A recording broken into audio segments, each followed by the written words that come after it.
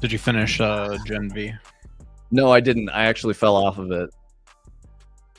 I think I'm almost caught up. I don't know. It's kind of interesting season? in the second season. It's like tying into the boys a little bit. Okay. Kind of cool. Yeah, I think I finished season 1. That might have been where I got to. But yeah, like season 2's not like totally done yet. They're doing like weekly releases. I was messaging you last night about the Halo show. Yeah, Gen V Adder, what's up, brother? I was so mad about the Halo show. I sent Tony a clip of when Kai is like in the lab with Key's daughter, and she like picks up the needler, and it's like a giant fucking rifle thing, and I'm like, that's not what a needler looks like. It's like almost right, but very wrong. And the worst part about it is behind Keys is the actual needler. It's the real model from the game. So like they knew. They were like, here's the needler, but Spartan Kai is going to pick up the wrong needler and then exposit about it for fucking 30 seconds. So annoying. And they made it the size of like a... Yeah, it was like a plasma rifle. It was big. It was so big. Yep. Needler's not even like a plasma rifle, just like a, huge thing. Yeah. It was really I know they're bigger, but like it was too big. I agree. The shapes were wrong. Like the muzzle was kind of like accurate, but the rest of it was just wrong. Season 1 was pretty decent, but I couldn't get into season 2. Felt like it was written for a different audience all of a sudden. Yeah, dude. Yeah. Halo show is rough. Dude, I was going off to Tony in DMs last night. I was like, this shit is fucking disrespectful. It's disrespectful to the audience. It's disrespectful to the source material. And what I mean by disrespectful to the audience is one of the best examples I could give is there's a part where John 117 needs to like verify his identity. And the AI is like, please verify identity. And he's like, Master Chief Petty Officer John 117. And I'm like, Master Chief Petty Officer? Those are two different fucking enlisted ranks. What are you talking about? Like, Master Chief is his nickname? Fuck off. So anyway, I was like literally ranting to Tony about that last night. That's his middle name, bro. He's John Master Chief 117. If anything, they should have said John Halo 117. And I would have been like, perfect. At least you're fucking making a joke. But yeah, I think it's just condescending. Like it's like implying the audience is too stupid to know the source material or like to understand military ranks, which Halo's fucking based on. It's supposed to be a future version of the United States Navy. UNSC literally means that. It's I guess it's United Nations Space Command, but still, it's just fucking annoying. It does feel disrespectful. The writers and showrunners put zero effort into world building. Exactly. They had full access to it. Like the 343 was consulted. It was a collaboration with them. What's up, AAA? I need to pull up. I was looking at a tweet for McDonald's Japan that was making me very excited. They got a Street Fighter promotion for McDonald's in Japan, like the Chun-Li chicken, McChicken or whatever. They have burger with egg for Ryu. And then E Honda like triple stack quarter pounder or whatever the fuck. Let's see. Sorry, AAA. Let's see. Got a favorite sci-fi pistol? Yeah, Chris Vector. I'm kidding. Sci-fi pistol. Probably the Judge Dredd smart pistol. Oh, I was going Titanfall smart pistol. Ooh, yeah, that's sick too. Same idea. Yeah, I like the Judge Dredd smart pistol because he can like, he's like hot shot and it changes like an incendiary round or whatever. And it has like the biometrics on it. So only a judge could fire the weapon and only that specific judge could fire the weapon. So yeah, I think that's it for me. I don't know. There's so many good sci-fi pistols. Oh, or Space Marine bolt pistol. That's cool as fuck. The bolter, because it's like if a normal another one that'd be the size of that needler if a normal human held it. Yeah, normal human held it. It's like gigantic because they shoot like little missiles. Yep. Titanfall's the only right answer, says Illuminous. Yeah, dude, good call. Really? Like you think Titanfall smart pistols? Like I know you're a big sci-fi guy and video game guy. Is that like? Would you agree Titanfall smart pistol is the best sci-fi pistol or favorite? There's got to be some better ones that I just like cannot think of any right now. No. Adder says, I'm surprised 343 didn't push back more at the time. Makes you wonder what the behind the scene politics were like. I mean, my speculation is that that probably led to Joe Staten like taking the job at Netflix. I have zero information about that. But those were kind of in the same time frame. Like he was at 343 as like a creative lead type guy. And he's the dude that wrote all the Halo books, or I guess not books, but like all the source material. And yeah, maybe he was consulted and they were just like, we don't care. This is better for, theatrical melodrama. Anyway, Luminous, I know you're a big Halo guy. What's your take on the fucking Halo TV show, man? He was a Microsoft lead tasked with fixing Infinite. Yeah. I know, but I also know that he wasn't at Bungie when I was there. So he was already out. He was already at 343. Deckard's pistol from OGBR was pretty dank. What's OGBR? I was thinking Deus Ex for some reason. My brain's just stuck on that. Who the fuck was Deckard's pistol? Like what? He's the old man in Diablo 2. Yes, dude. Yes, thank you. I'm sorry, I always forget that Harrison Ford's name was Deckard in that. Yeah, I mean, honestly, so was Kay's. Kay's was fucking sick. Like, just all the shit in 2049 was very cool too. Halo had the chick dye her hair with oil or whatever, and she's the best Spartan in all of Halo. Yeah. They really made Kai look stupid as fuck, dude. They just ruined everything. They made Master Chief look like the core struggle in Master Chief's character for his whole arc in the Halo games was his sense of identity and duty. And he was like breaking his code of honor and his faithfulness to the UNSC. He broke all of it to pursue things, to the deeper secrets of the universe and like the Forerunners and all that shit to save everybody from the Halo, the rings, right? Like that. So you're saying we should be calling him Anakin Halo? Anakin Halo, yeah. John Anakin Halo. Oh, there you go. Sounds like how they butchered the Murderbot. I don't know, bro. Murderbot is still good TV though. Honestly, it's good. I think the episodes are a little short. I don't like how they're squeezing as much out of it. Some of the characters suck, but I think Skarsgård did a great job I just like him. I think he's a good actor. I do think a couple of the colonists are pretty cringe, but I like, I can never remember his name, so I always call him Roti, which Roti's like street flatbread, but it's fucking, I don't know. I always call him Roti, but I like that character. He's cool as shit. And I like the scientist leader for those people too. I think she's awesome. Really good characters there. Well, yeah, Omni, but that's because you're a new book enjoyer and you're like, I like books more than shows sometimes, and I hate when they're not faithful to source material. I feel you. You come all the way around eventually. Don't worry. Yeah, you'll come all the way around eventually. Like, for what it's worth, The Expanse books and show are both excellent. Up until they canceled Alex, the actor. I can never remember the actor's name. Up until he got canceled, and then they just killed him in like the saddest, worst way. Yeah. What was it? Kassarian? Cass Anvar or something? Cass Anvar. Yeah, that's it. Yep. He was big in Assassin's Creed, I guess, too, right? He did Assassin's Creed? I think he's like one of the main voice actors or whatever. Assassin's Creed over like a bunch of games or something. I don't know. Yo, what's up, anime? Okay, Halo show. Yeah, never mind. I read that. There's also no way the UNSC command chain would have been suspect of MC. Like, they were exactly, dude. Also, like, they did a weird ass thing with Halsey. Halsey was like, and they had all these like, Keyes was weird, and Keyes' daughter was. I was like, what the fuck is all this, man? It's crazy.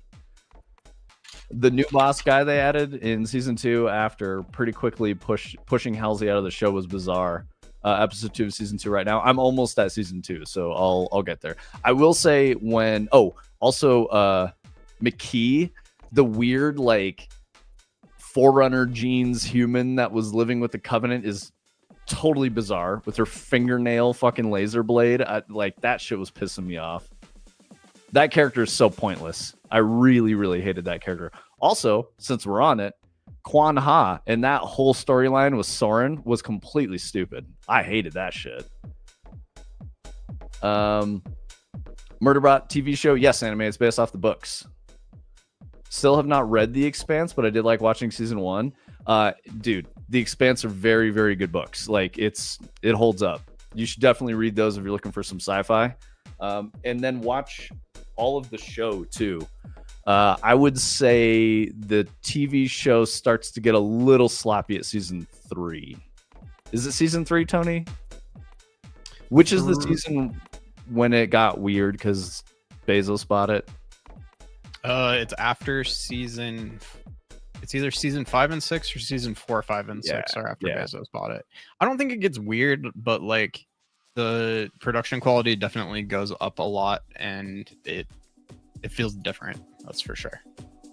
But some of the like early seasons too, like you can definitely tell that they're like definitely scraping by on the budget, and like by the end of like the second or third season, like they're out of money and they're about to get canceled, and that kind of shows too. And then they come back in the 4th season and the CGI is like 50 times better, and like the camera work and lighting's a little bit better, and I don't know, it's interesting. Illuminous at Acid Hex, no QQ, dude. What is QQ? Crying. Oh, it's like old before emoji, Unicode emotes.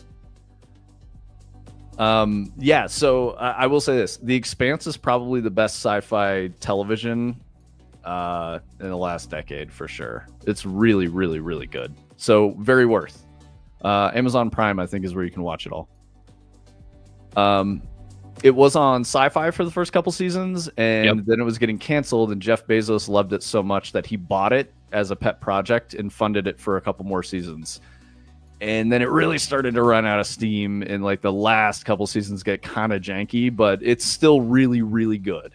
The books, even in the books at that part, it's kind amazing. of like, let's wrap this storyline up. Like I'm tired of hearing about Marco and Aros and like talking about people fighting over the mines on Illis, and like I don't know, it gets really interesting after that part. But like a little bit Adder, as a cinematic and tech artist, dude, you're gonna fucking love The Expanse. They did it so well, man. It doesn't have any of like, a lot of times in sci-fi they get hand wavy with how shit works in space, and everything in The Expanse is like rooted in science. And it's cool as fuck. It's so good.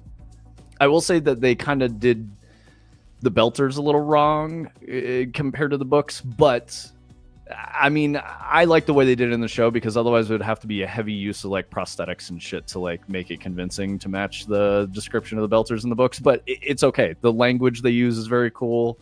It's awesome. Really, really good. And I will stand by that fucking claim that it's the best sci-fi in the last 10 years for sure.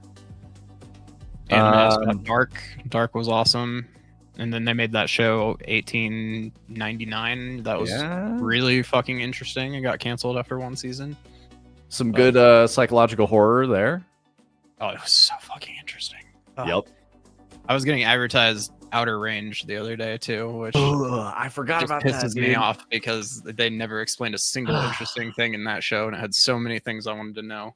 I loved that show. I kind of want to watch that again. Yeah. I want to watch it again. The Peripheral or like the OA. There's so many shows that are like that were very interesting and then never got a payoff because they got canceled. Omni, what do you mean they were just getting to the good parts too around the Ancient Aliens? Are you talking spoilers for Murderbot? No, I think he's talking about The Expanse and how it stopped right before all the Laconia stuff. Oh, okay, yeah. I like that. Hand wavy does turn me off to content. Yeah, no, it's good. It's really good. Like, for example, these future spaceships, the amount of G's that they pull for maneuvering in space combat requires that people go on a cocktail of amphetamines and blood thinners so that they don't die from G forces, but they can still fucking die. Like the ships are still capable of pulling enough G's to like So they have to like monitor and be careful about how many G's they're pulling while in combat because you can have a stroke on blood thinners. Yep, they can still stroke out and fucking die. So like it's really interesting. They call it the juice. They get milk shot into their fucking spines, man. Oh yeah, in the show it shows like their crash couches have like these needles that just come out and shoot into their necks, and it looks very unpleasant. You didn't read it? So Acid, I will say this. The show is fantastic, but the books are actually better only because it gives you more of the interesting stuff around the edges. The books were written by George R.R. Martin's assistants, and there's 2 of them, and they write under a single name. But James A. Corey. Yep, but they are very good writers. It's some of the best writing that I personally have ever read. Anime, you already know the answer to that. Not here, brother. That's dope. The world building we missed in Halo. Yeah, literally. No, it's dude. If you're watching Halo, okay. So Expanse will be a show that you can't watch and fall asleep to because it's too good. It's just way too good. Anime. I've tried to watch Dark. I know Tony loves it a ton. I should give it another shot. I always forget about it. I'm looking for a show right now, so maybe it'll be time for me to watch Dark again. I need to watch Dark again just because I watched it over kind of a long period of time. So especially by the time I got to the end, I remember like we watched like maybe the last 2 episodes after not having watched it for a couple months. And to some extent just being like, I don't even really know what's going on anymore.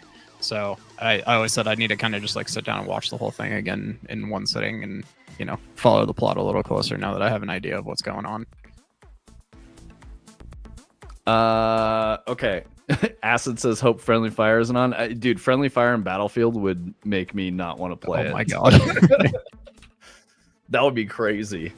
Jet goes by, drops the bomb in the wrong spot, gets like a 8x team kill. Like I had friends that would only play hardcore back in like the Modern Warfare and Modern Warfare 2 days, and always a lot of friendly fire happening. Yeah, absolutely. And there's no, like you said, like jets dropping bombs or anything like that that would make it so much worse. Yeah, Adder, definitely check out Expanse. Anime, you should watch the show and read the books. I don't think it matters which ones you do first because they're both really good.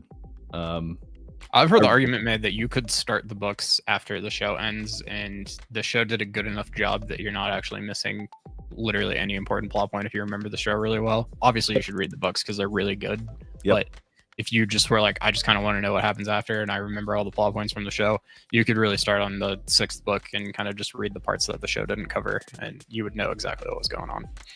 The casting is also fantastic. Like Shora Agdashgalu or whatever her name is, amazing, like really good. She plays a fantastic role in that. The actor who plays Amos Burton, Timmy, is incredible as well. I'd rather read them. I do not watch enough TV to get through something as long as The Expanse. I mean, yeah, but I still encourage you to do both because the visuals for The Expanse are very, very high quality. Really good stuff. They started enabling hardcore playlists on BF6 front page in the featured section. Nice, dude. I'm sure that's a shit show, especially with randoms. Let's see. Do this thing. Okay. Tony's got some trees. All right. Yeah, I'm just kind of experimenting a little bit with some of the stuff I know we want to do. I like Illuminus calling out Omni for not inviting him to BF6. To be fair, Illuminus, we've had too many people to play with. It's gotten wacky with like how many people are trying to play, and I really wish they had larger playlist or a party size, some way to accommodate it. That would be really nice, especially for like launch week. I know that's going to thin out as people move on to other games in the next few months, but who fucking knows? I would like to play with everyone if I could, but yeah, I mean, I haven't played since Monday, maybe. Yeah, I haven't played since Monday. We're just, doing a lot of work on Dread. We have sound in. Sound is beginning, which is great. Tony got Neighborhood in a really good spot. Still kind of prototypey. There's some bugs, but it's okay. We're getting there. So the next step in what Tony's building now is the transition to the interior of the house and the liminal spaces that are going to make up that section of gameplay, so that we can get an end-to-end playthrough. And when we have that, we can start playing through, authoring content, putting in jump scares, and all the juicy bits that will make it a good, satisfying horror game. If server browser was a thing, it would be so much easier to get 8 people into a game with 2 squads instead of matchmaking where you can only search with 4. I thought they had, can't you do it through Portal? You could do like custom server search. I saw that, Anime. I don't know if you poked around at Portal at all in BF6, but I definitely saw that a little bit over the weekend. I haven't played it that much. I've been creating a Portal practice map for helis. Yeah, Omni's whole focus with BF6 Illuminus has been to recreate his practice map because he likes to fly the helicopters. The jet trainer servers are great. I mean, yeah, I think that's been Omni's struggle, is he's trying to find a good... He wants to do his own. He wants to set up his own trainer server, so... I don't know. He's stubborn. He does his own thing. It is what it is. Time to squat up. Acid Hex, did you get Battlefield 6? It's probably the best shooter that's come out in like the last 5 years. Trying to think of what else is that good. Space Marine, but different. It's very different. Oh, I know, Acid Hex. I know how many accounts you've gotten banned in multiplayer games. Yeah, but not everyone wants the Portal experience. DICE has no official servers. Yeah, I see what you mean, Anime. Yeah, that's a valid point. I'm torn because, like, as an older gamer, I loved the like when I would play CS, I would often play on a set of servers that were Beer for Breakfast was the name of them, and they were great. And that's Half-Life 1 mod. So I miss that experience because then you would always play with like the same groups of people, even though they were strangers, and that was pretty fun. This is like before we had matchmaking online and all that. I have heard, and I don't know if you guys know this, or if you can argue against it or corroborate it. I have heard that there's no skill-based matchmaking in BF6, which is really cool. I really hope that's true. Yeah, it feels like they're getting rid of it too, I believe. That's great. I don't know why. I mean, I do know why. It was a trend for like competitive games, but in a game like Battlefield, it's not competitive. You don't fucking need that. It's absolutely ridiculous. I would agree with COD. Like, there should be certain playlists that are skill-based, and the majority of them should be skill-based off. It seems like there's no skill-based. Yeah, I agree. I do miss old-school dedicated server browser experience. I do hope they bring that back as the game matures. The server browser system does seem well-poised to support it. Yeah. And, I mean, Battlefield and DICE traditionally has supported that. So, I do know right now the Portal is kind of like inundated with XP farms. I kind of wish they would just turn that shit off. Like if you put in custom rule sets and shit, you can't XP farm. That would be great because it would just stop all that. But here's the double edge for that design choice. You might lose player base, and that could affect the bottom line. So I think it's a business decision is the reason why they do that, which I think is stupid because, I don't know, you guys heard me ranting yesterday. It's the core gamers that carry the fucking industry. So cater to the core, not the casuals who want to hop in and unlock everything on the first day by AFK grinding.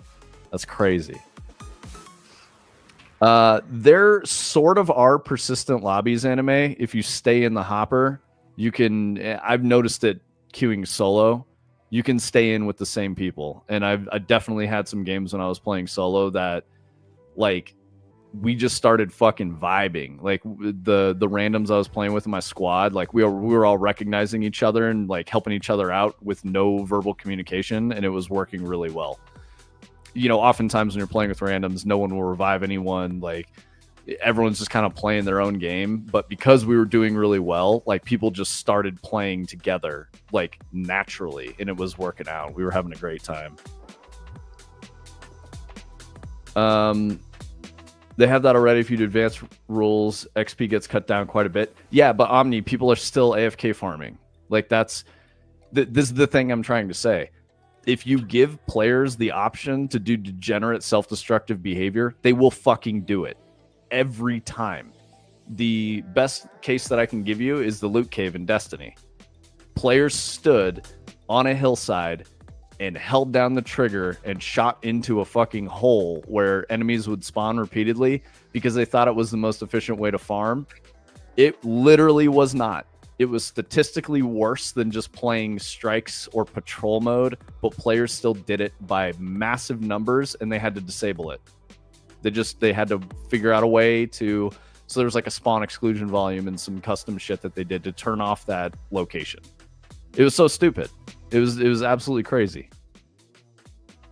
Adder says they currently allow every account to open one persistent server based on their user-defined lobby settings, but I do know there are restrictions to content and settings available. I was on at 3 a.m. last night, so player base was pretty thinned out for the day. I was rolling with the same core group, staying in the hopper. Yeah, exactly. If you stay in the hopper, you can play with the same people, and that's actually pretty fun. You see this? Watch this. Ready? Yeah, I'm looking.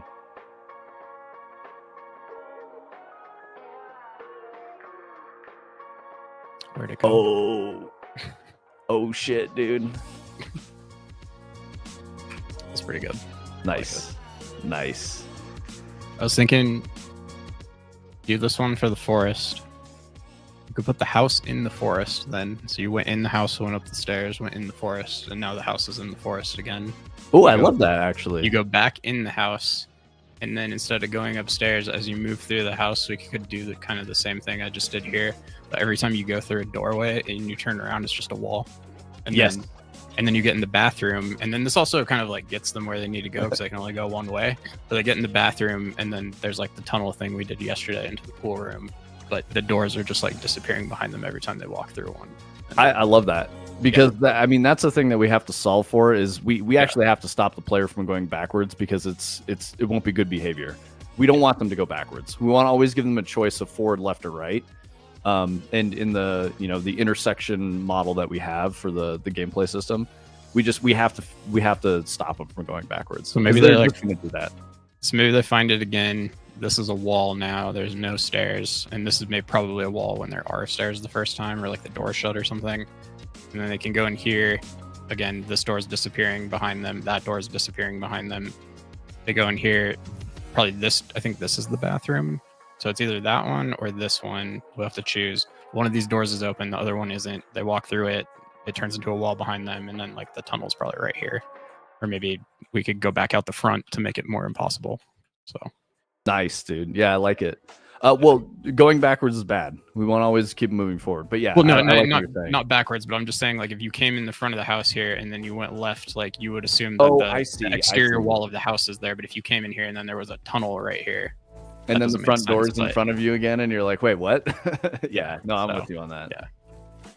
So, anime, we're not talking about the squad thing to stay in squad. That's a thing you can do for sure, and that's for like matchmaking with randoms and like making new friends if you're a solo player. What we're saying is if you just stay in the hopper, the majority of players do stay in the hopper and they don't exit back out and change game modes every time, so you will stay in with the same people for most of the game. The teams will get resorted and shit like that, but it does work that way for sure. I played for a couple of hours with the same people. Same squad and matchmaking, persistent lobby though. I'm trying to get revenge on the guy. Yeah, exactly. That's what I'm saying, and that's what Adder was saying too. We were definitely like staying with the same randoms. Not squatted up or anything. Notice 25 to 50%. Yeah, exactly. What's up, Turning Cog? Yes, we are a player base. You are also a player base, assuming you do play video games. I've seen you on Steam playing some shit. Oh, I like that idea. Turning Cog was saying, what if the entrance to the pools room is in the tub? It could be kind of neat. We could like put it up on the wall, and you like walk into the tub. Anyway, yeah, we don't have to do that, but yeah, Yep. could be an idea. Solo players make friends, madness. There are people who still do that. There's absolutely people like Illuminous is, someone I've been gaming with for 20 years, and he absolutely does that. When he has a game with some good players, he'll be like, yo, what's up? Want a squad? And they're like, yeah, man. And then he makes friends all the time on the internet to play shooters with. It's like, I think it's honestly a good habit. That's what you get from older gamers, right? Younger gamers are like, I played a game for 30 seconds and now I need to go watch TikTok, and now I'm going to come back and play a different game, and then I'm going to go watch TikTok, and they get all crazy. No attention spans. I be on comms when I play solo and squad up if they play well. Yeah, exactly. Anime does it too. Yeah. More fun than being toxic. Totally agree. Omni's too scared to talk to strangers. Yeah, that's true. Yeah, we were strangers once, bro, but we figured that out. We have a Discord of like 20 people. They all met driving Assetto Corsa drift servers together. Nice, dude.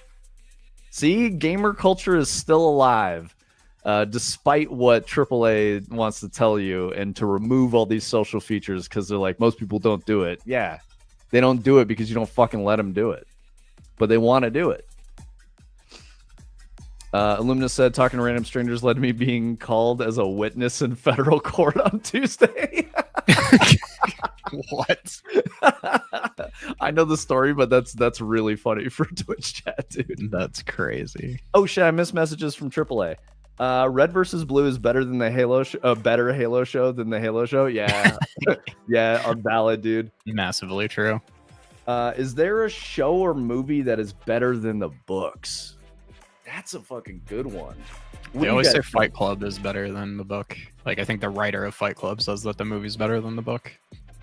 Yeah, I could see that. I feel like Choke is probably the same way, but I'm a weirdo. I really like Choke, mostly because I like Sam Rockwell. I think he's fucking amazing. But yeah. There's definitely ones like I, Robot and I Am Legend, which are ironically both Will Smith movies, that are absolutely nothing like the books that they are based on, and that I think the movies are pretty good. I mean, the books are pretty good in their own right, but like, I don't know. I probably prefer the movies in both cases. Starship Troopers movie's probably better than the book. Yeah, I'd agree with that. I love that movie. It's so good. Like, again, the book is good, but it's just like, it's trying to do the same thing the movie's doing, but the movie pulls it off a lot better, I think. Just because they can communicate the tone and sarcasm and stuff a lot better that way. AAA was asking, any further news from Star Citizen and their seamless cross-server play or mega server thing? I don't know. I'm not a Star Citizen player. Do any of you guys... a recent update from them that was definitely talking about this type of stuff that you're talking about. Scam Citizen, more like. I'm just kidding, guys. But yeah, Robert Space Industries do be making a hell of a lot of money for the game. If they ever add VR to the game, I'll buy them their game a second time and preach it from the mountaintops. I don't think it's ever going to happen though. Store Citizen. Store Citizen's so good, dude. Good one, Turning Cog. Let's see. Children of Men is a good example. The movie's way better than the book. Okay. I was looking at that on Netflix last night. I was just saying I want to watch that. I've never seen it. Yeah, I need to watch it too. I haven't seen it either. I always see that like famous scene from it where they like roll that big flaming ball down the hill in front of the car, and like all the people are chasing them as they're driving. But yeah, it's supposed to be really good. Turning Cog's trauma dumping about his mom in chat. My mom told me I'm an asshole, so nobody would kidnap me. I'm not afraid of strangers. Yeah. Adder says Children of Men is one of my favorite movies of all time. So fuck yeah, dude. All right, I'm gonna watch that tonight. Yeah, I'm gonna watch that tonight. I was just looking at it last night, so I probably will too. What was it on, Tony? It must have been Prime because I was watching Gen B. Okay, sick. So, yeah, I'll definitely check that out tonight. Where's Brightside? I need to ask him about the old beat challenge, the beat off tonight. Acid Hex says, I watched Choke first and the book still made me laugh out loud in parts. Okay, so the book is still good? Interesting. Dude, I love Choke. It was so great. Sam Rockwell's just such a piece of shit. So fucking funny, dude. I love that he's also like not just a piece of shit, but he's also like a Revolutionary War reenactment actor. That's the funniest fucking part. And he's like on his cell phone in the colony, like this is supposed to be faithful to the times, and he's like on his cell phone and like drinking beer and smoking cigarettes and shit, just being a complete jackass. That movie's so fucking good, man. Please insert more credits to find out. Yeah, dude. Star Citizen has been in development my entire life, I swear to God. Yeah, I believe that anime. Okay, so Acid's vouching for Children of Men too. I know Acid's a relatively, you probably wouldn't call yourself like a cinephile, but you're definitely like a cinema enjoyer. I know you'd be watching some movies. We've talked about that shit before. Johnny Mnemonic is arguably better than the novella it was based on. I would probably agree with that, and that's not to say Johnny Mnemonic's necessarily a good movie either. That shit's pretty wacky, but I liked it. You know, I like Keanu. I like that kind of stuff. It's fun. It's a fun movie. Definitely like a period piece. It's pretty dated. Yeah, I hope I got your messages there and answered some questions for you, AAA, and kept that going. Appreciate you chatting over there on the YouTubes. Children of Men is definitely very much a movie of its era, but it holds up really well, and the world building and cinematography is top tier sci-fi. Yeah, I'm gonna watch it, dude. I will report back next week with my thoughts on Children of Men. Which reminds me, I'm just gonna pull up another tab over here.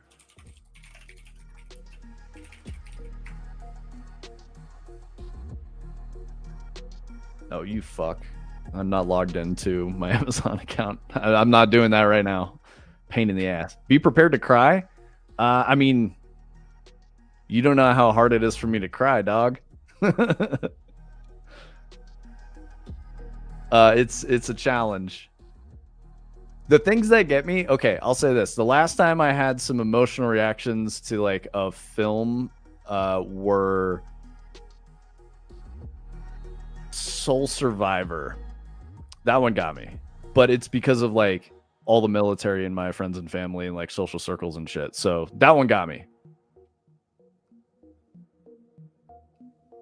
I think I watched that last week. Yeah, I watched it last week because I ran out of like Terminal List was done. I was watching some interviews with Taylor Kitsch. I was thinking about watching American Primeval too, but La La Land got you. I mean, that's pretty valid, dude. That's a very emotional movie. I know you're kind of trolling, but that's a serious. You're also asking Vince about a Ryan Gosling movie, so scariest movie. There's a lot of bias there. Yeah, dude, Gosling can do no wrong. I still want that white satin gold scorpion fucking jacket that he has from Drive, man. That shit is Have you seen this debate going on right now? Tron Ares came out and it was doing really poorly, and everybody says it's because Jared Leto is in it and everybody thinks he's a fucking weirdo. And then somebody basically made a statement, I don't know if it was like a reporter or something, that was like, if you had put, say, Ryan Gosling in this movie, it would probably be performing quite a bit better than it is because Jared Leto's in it. And then some other reporter or somebody associated with the movie came out and said, like, we could never have made this movie without Jared Leto. It would never have worked if it was Ryan Gosling, like blah, blah, blah, all these things. And so, I don't know. I'm definitely on the side of it would probably have done better without Jared Leto, but I don't know. I'm going to say prove me wrong. Best movie Jared Leto's ever been in is Requiem for a Dream, and I think it's faithful to his personality. Yo, what's up, Burnt Pineapple? Burnt Pineapple, actually Jared Leto. Imagine. He's got Jared Leto energy, that's for sure. Yeah, imagine. Yeah, dude, Adder Drive is so fucking good, dude. God, I love that movie. I tried to get my wife to watch it, and she was like, oh my God, this is so boring. And I'm like, you don't get it. It's so good. She's like, yeah, okay, I'm going to go watch something else. I was like, all right, no worries. Yeah, no, anime. I didn't think you were trolling. I thought there was a possibility you were, but like, yeah, dude, La La Land is fucking bleak, man. Like, that's the thing. It's the juxtaposition of the beauty of Hollywood against how ravenous and ruthless it is. Like, that's the whole point of it. So yeah, La La Land is fucking tough, bro. Drive is absolute cinema. I'm with you on that. It's an immaculate film in my opinion. I will say it's a little slow. The first part can definitely be slow. You're not like a true cinema enjoyer, but it's so fucking good. I love movies like that. Burnt Pineapple, what movies are you watching lately? Are you a cinema enjoyer? Or is this like a weird conversation for some Gen Z guy who likes building a bunch of electronics projects and like messing around with VR? Because we can recommend some movies to you, young lad.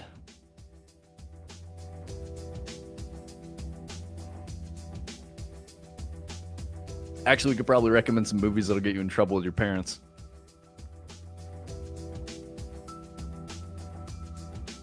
That movie always makes me want to replay Hotline Miami. Yeah, dude, absolutely. It's literally done the same thing to me, and then I started playing Hotline Miami and didn't enjoy it that much. I know you guys are gonna get mad at me for that, but I'm not. I've tried to be a Hotline Miami enjoyer, and it's tricky. I haven't tried it, but I've seen it. Looks kind of interesting. The art is so fucking cool. I love the style of it. Like, everything about it is really neat. The gameplay loses me a little bit. That's the tough part.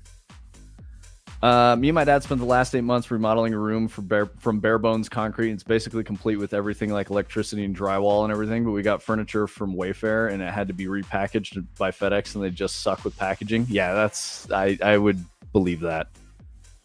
I honestly loved Mitchell's versus the Machines in Ready Player One. Oh, bro, you are cooked. we have to help you.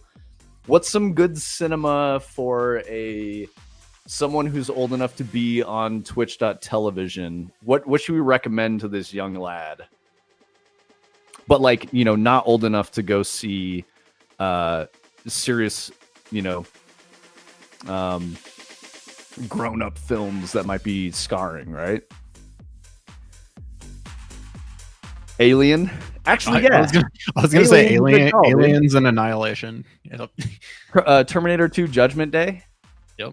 I saw that shit when I was like 10 or something. Here, I'll find out when it came out because I saw it in theaters in right in the initial run. Star Wars Episode 1: The Phantom Menace.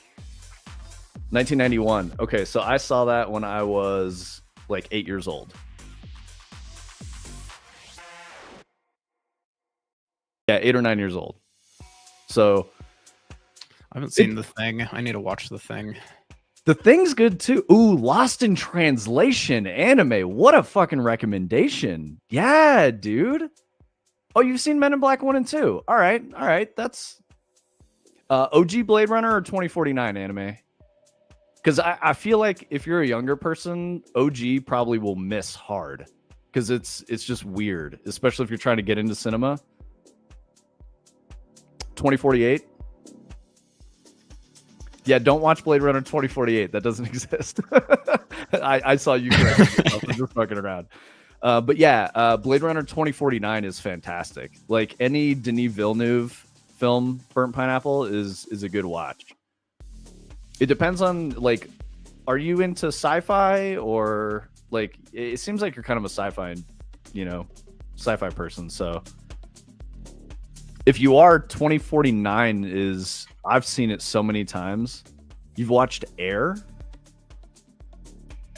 What is Air? Bro, what is this?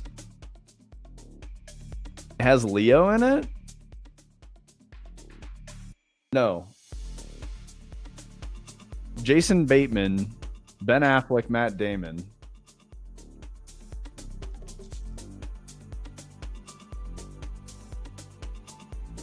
Something about the origin of Nike, rated R. Oh, okay.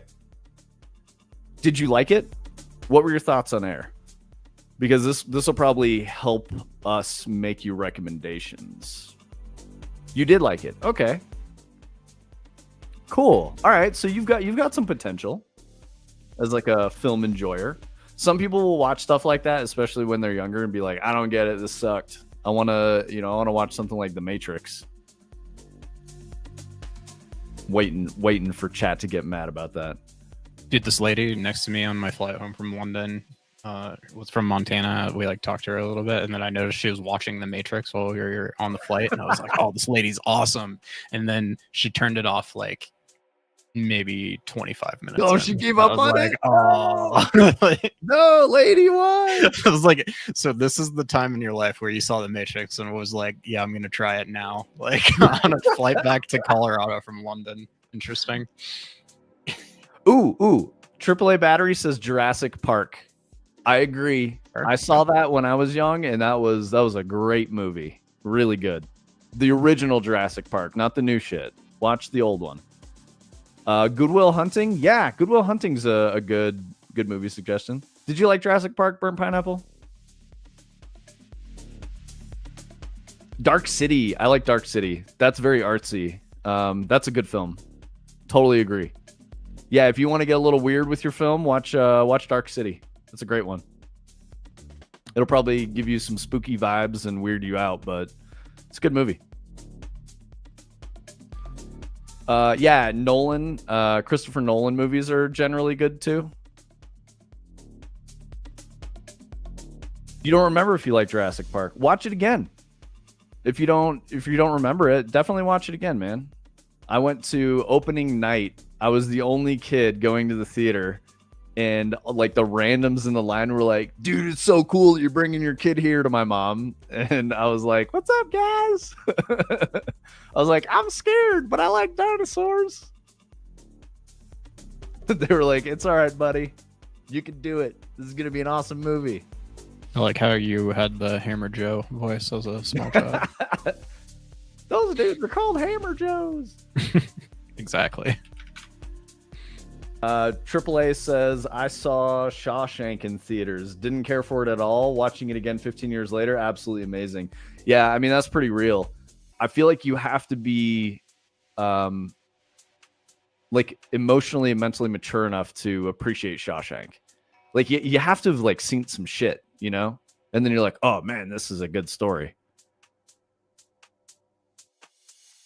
Dinosaurs eat man, woman inherits the earth. Okay. All right, Turning Cog. I know you're quoting the movie, but yeah.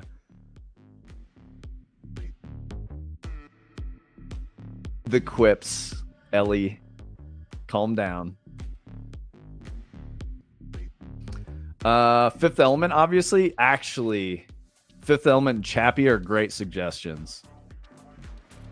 Pineapple, I hope you're making notes, dude. You got to write this shit down. There's pretty much only bangers suggested by chat right now.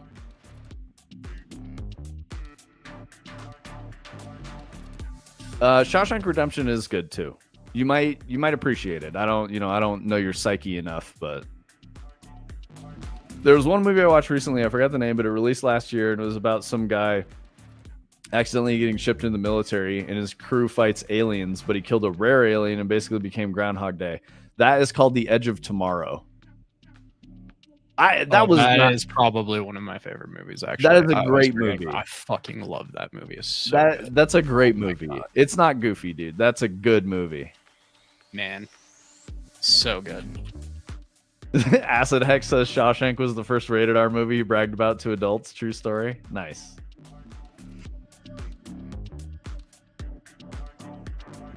Man, I need to watch Edge of Tomorrow again. It's so good. Burnt Pineapple, have you actually seen A Very Goofy Movie? Because that's actually a movie.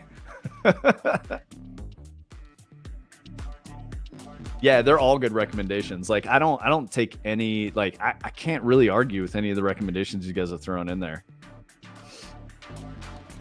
Don't watch A Very Goofy Movie. It will not hit for you. It was a thing of the times. It's very 90s. Yeah, you do anime.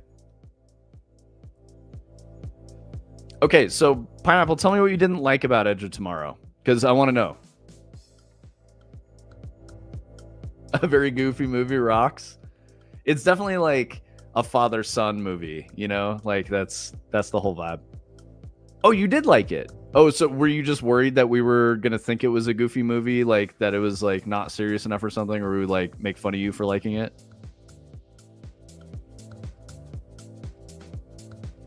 Oh, you didn't know the name. I got you. Oh, I see. You meant to say it was a very good movie, though. I thought you were saying it was a goofy movie. I'm tracking. You had too many typos in that message. I'm sorry, brother. Live, Die, Repeat. Edge of Tomorrow was great. Yes. You should also watch Starship Troopers. That's a good movie. Ooh, actually, wait. Maybe you shouldn't watch that. That might not be appropriate for you. I was just thinking about stuff in there, and I was like, wait a minute. There's a lot of gore, and there's like boobies and stuff. I definitely saw that movie. I had to be like 3rd grade max. Yeah, I saw it in theaters when I definitely was not. I shouldn't have been watching it. Yeah. Yep. Starship Troopers is a fantastic movie. Ask your parents' permission before you watch it, because they, I don't know what your parents are like, but they might be cool with it. Just know that there's some adult material in there, and they might, you'll feel uncomfortable, but whatever. I don't watch movies anymore, but I did watch Die Hard last Christmas. Dude, you should. What do you mean you don't watch movies anymore? Your whole life is ahead of you, brother. The motherfucker's talking like He's already given up the movies, too much other shit to worry about. Ain't nobody got time for that. Dude doesn't even have a job. No, I'm tracking. I'm razzing you, bro. But yeah, you should watch some more movies. Do you read recreationally? Like, do you read books for fun? Because reading books is also very good. I mean, like fiction. Like, don't read self-help and nonfiction and tech manuals and shit like that. You can. It's totally okay. But it doesn't grow your brain in the same way as really good fiction will. Exactly, Adder. Best perk of being a game dev. Watch movies all day while working. Totally. Okay, so Pineapple, I will say this. It takes the right kind of book for you to get that itch for reading. But once you have it, it will never go away, and you will want to read more and more and more. And reading books makes you more smart. It just does. Like, your brain grows, the way you think about things changes. I think books and video games are very similar in that regard. Movies and television, I don't think do the same thing. It all depends on how you watch movies and what movies you're watching. Television is pretty passive for brain activity. So, and if we're talking short form content on social media, like YouTube shorts and shit, that actually probably makes you dumber. So, I don't know. Avoid that. It's not good for you. You used to read a lot? Cool. Keep reading. Keep it up. If you want book recommendations, I can give you some too. You might even be able to sneak, more mature themes into novels you read, because that definitely happened to me when I was a kid. I was reading a ton of books, and my parents just couldn't keep up, and they didn't know what the fuck I was reading, but I was reading some shit that I probably shouldn't have read, at too young of an age. I read Ender's Game when I was in 5th grade, so I was probably 11 or something like that. Yeah. I read a bunch of books that were not meant for kids. But it's good. It's good for you. Makes your brain work. And your brain gets better at processing information and critical thinking and imagination and reading comprehension. Your vocabulary grows. It's all good for you. Yeah, Orson Scott Card definitely wanted me to read that when I was 11. For what it's worth, Anime, I did not like it. I thought, I should say, I liked Ender's Game, but I really did not like the rest of the other books he wrote.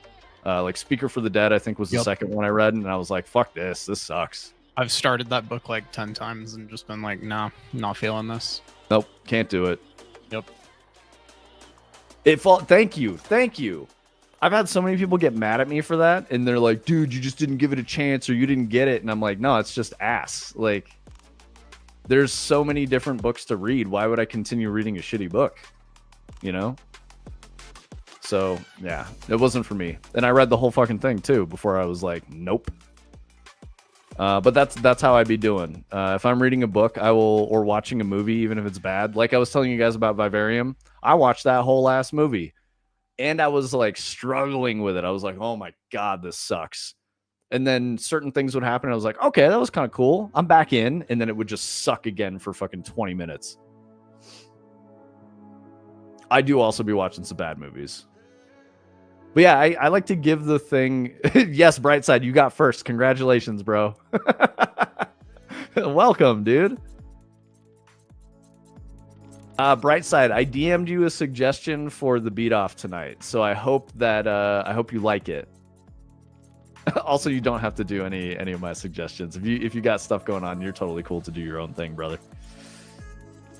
Pineapple says, I'm a dip because I have to go punch in more Ethernet cables in the new room. Yeah, no worries, man. Thanks for coming through. Omni, why did you say fail? Oh, you were probably trying to quote first and say fail. I got you. Adder is asking Pineapple a direct question, but he's leaving. Oh, no, he said bet. Okay. Is game dev a career path you're considering? If so, I highly recommend playing all the games and watching all the TV and movies you can. Yes, that you can reasonably consume without disrupting your day-to-day schedule. They will all drive your future creativity and expand horizons. Yes, I firmly agree with that. That's how I got to where I got to today, is just really taking that to heart. You know, making stories a part of my life. And now I make stories. My daily game dev meetings are constantly filled with using media as reference for content development. Yep. Oh, I see. Brightside doesn't say hello to the streamers. He just says hello to anime figurines. Man, why does everyone love Josh more than us? Fucking Greg be like that too. Greg out here just only caring about what Josh is doing. He doesn't care what we're doing.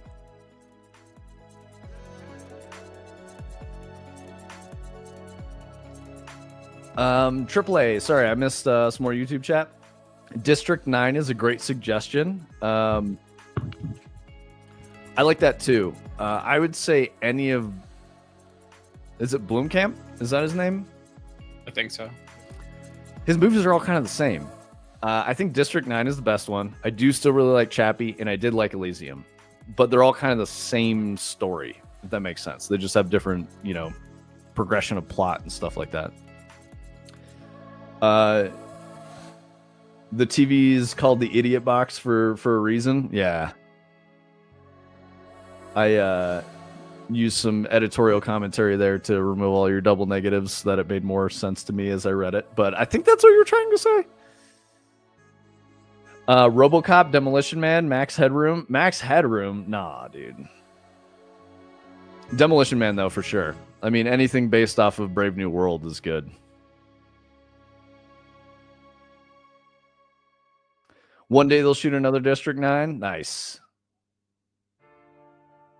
Yeah, I agree. It definitely didn't. But I still like it. I like the stories that he's telling. I think I prefer Chappie at this point, but District 9 was my first, you know, exposure to his storytelling and his art. So I think that's probably why I like it. I did still really like Elysium. I thought that was great. It has a fantastic class, you know, disparity, class struggle in it too. Lamau, how y'all doing? Oh, hey, what's up, Brightside? What's up, bro?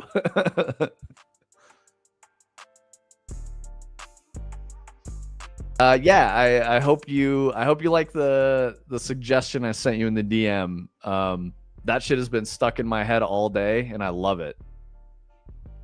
I think it'd be a cool sample to mix into some kind of a banger. It's mega grunge and very era driven, game changer at the time though. Yeah, absolutely, Adder. Get him, turning cog. Omni, I have an infographic to share if you don't know how the 3 seashells work. Dude, that's honestly, like, my curiosity makes me want to see that, turning cog, but I also don't ever want to know. I like that narrative device. Hey, what's up? What's up, Middle? Looking forward to Project Hail Mary? Yes, me too. Gosling, let's go. The GOAT actor. Yeah, I don't know how long you've been here, Middle, but we were going off about Gosling for a little while. And we got onto film because we were trying to make recommendations for Burnt Pineapple, who was in here a little bit. You haven't read the book? The book's really good. Alternatively, if you do audiobooks, I would suggest that one as well. They did a really good job with it. There's some creative things that occur in it that I think came off really well in an audiobook format that I hadn't heard in any other kind of audiobook. So it's worth it. Reading the book is also valid. I strongly suggest people read books. But yeah, you should do both. Andy Weir's great. If you haven't read The Martian either, you should read that. That's really good. I also like the movie. The movie and the book were fantastic for both of those. I remember the feeling so well when I saw it in the theater. I was 14 and blown away. I tried watching it 2 years ago and was like, is this the same movie I saw when I was younger? For District 9 anime? Yeah. No, I mean, the age that you saw it, it was probably like pretty formative, you know? It like hit you in a different way. You'd never seen anything like that before. So it probably just like had a special resonation, you know? You were looking for a bit? Might have lost most of the conversation. Yeah, no worries, Middle. Thanks for hanging out with us. Yeah, I've just been going on about film for a little while. But if you weren't here when Adder said it, he was asking, and I don't know. I know you've only been here a little bit, Middle. You don't tend to chat very often. But if you're a game dev, I think Adder made a really good point and some very solid advice for any aspiring game devs. If you're considering it as a career path, both of us would highly recommend playing all the games and watching all of the TV and movies you can reasonably consume without disrupting your day-to-day schedule. I would also throw in there reading fiction, reading novels. They will all drive your future creativity and expand your horizons. Daily game dev meetings are constantly filled with using other media as reference for content development. All of that is absolutely true.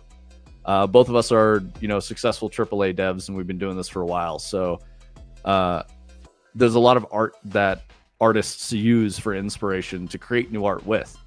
So, for example, as we're, developing what Tony's working on here is a liminal space psychological horror game called Dread.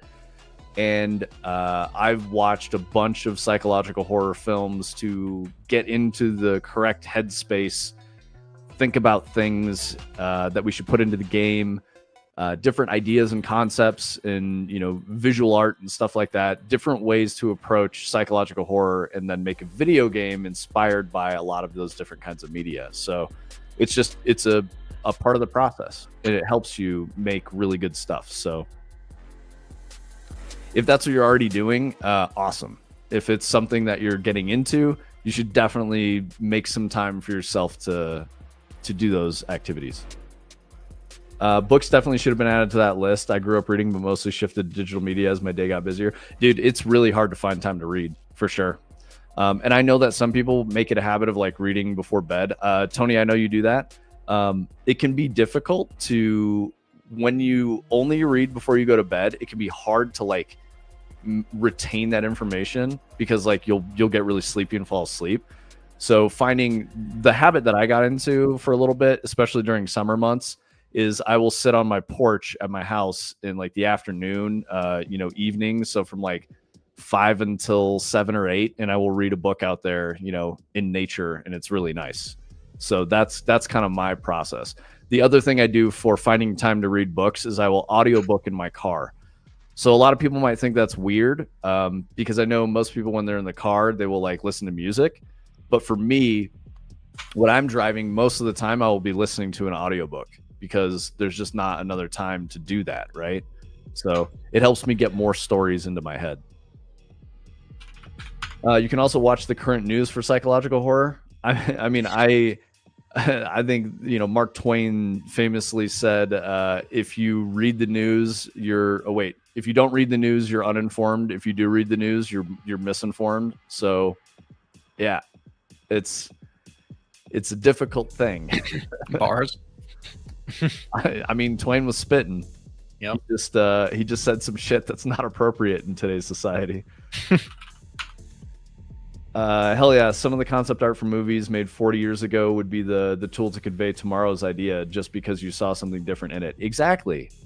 Especially older films before everything became, huge budget CGI and visual effects. A good example is like David Lynch. So I do think it's hard, or it's better to not start with David Lynch, because David Lynch is like wacky cinema.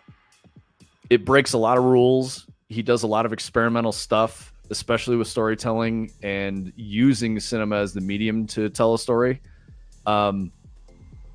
So I wouldn't recommend people start with David Lynch, just because like it helps to get a better foundation for like what cinema is as an art form.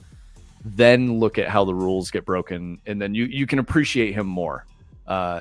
Just in my opinion, I mean, that is kind of like a up my own ass pretentious take on it, but I don't know. I think it's important to consider that.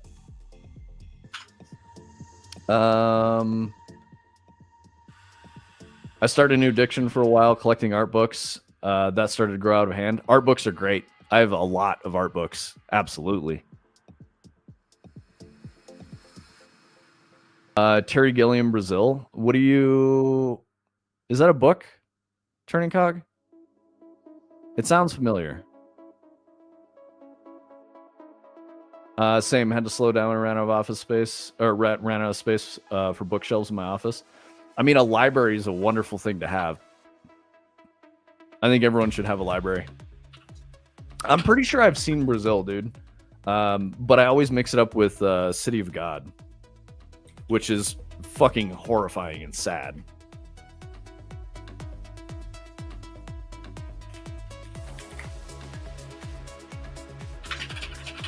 Dystopian science fiction, black comedy. Okay. Yeah. City of God is definitely a wild ride, bro. Man, where's Anna? Where's Anna when you need her as our resident Brazilian homie? We need to talk to Anna about City of God. Time Bandits for adults. Okay.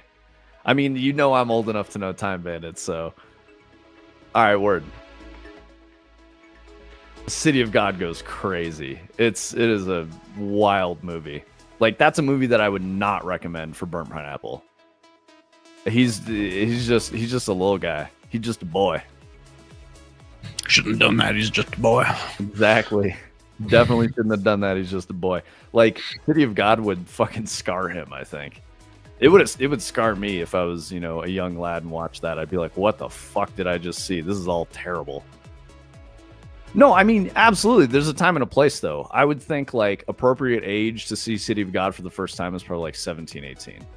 You could do it at 16. It all depends on the person. Everyone's personality and emotions mature at different rates. So some people could handle it. It would have fucked me up real bad if I saw it when I was young. I mean, it fucked me up when I was in my 20s and I saw it. I think it was in my 20s. Yeah, it was definitely in my 20s.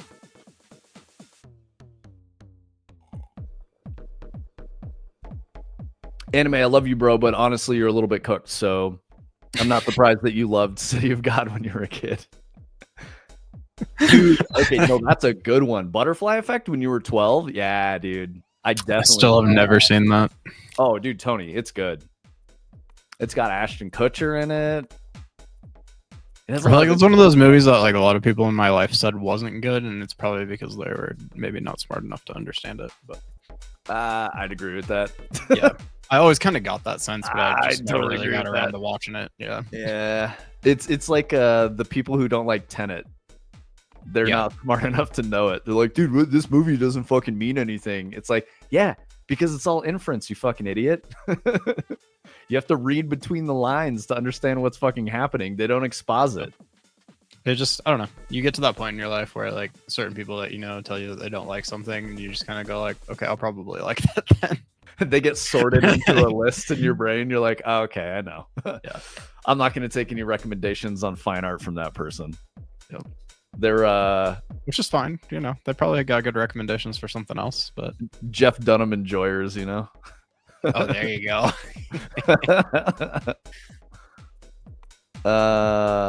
Let's see. If you like City of God, watch Elite Squad. Maybe I've seen Elite Squad. Is that a Chinese movie? No, I'm thinking of Exile. Elite Squad. Okay, I'll check that out. But my homework is Children of Men. I was like, fuck, what was the name of the movie? My homework is Children of Men. I have to watch that.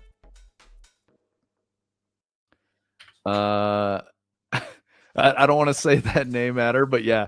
Documentaries and cereal before school. Damn, bro. Oh, yeah. Like World War II in color. Yeah, dude. I used to watch that shit all the time. Being a military kid, my dad had like the Wings channel, and so I'd watch like aviation documentaries and like World War II in color and shit like that. When I was growing up, I watched a ton of that stuff. So I have a fondness for all that, you know, growing up on military bases and shit. Adventures of Baron Munchausen. The only thing that stops me from being engaged with that shit is I don't like the name Munchausen.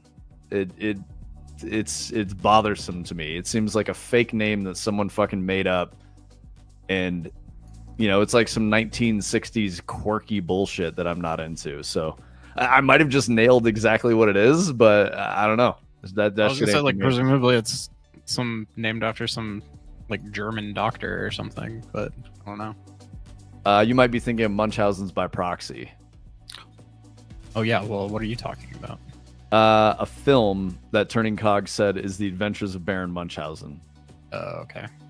Well, you were just saying you didn't like the name Munchausen. I just assumed that applied to like Munchausen syndrome as well. I mean, that shit's really fucked up. That is a terrible thing. That's why I was like, why do you care what it's called? Like, well, Adventures of Baron Munchausen. Yeah, is like, I mean, that's fair. You know, that's it's fair. like it's like going to the circus. I'm not really fucking with that vibe, you know. Yeah, that's fair. Let's see. Damn it, I like Jeff Dunham. Oh god, fucking Omni. Of course you do.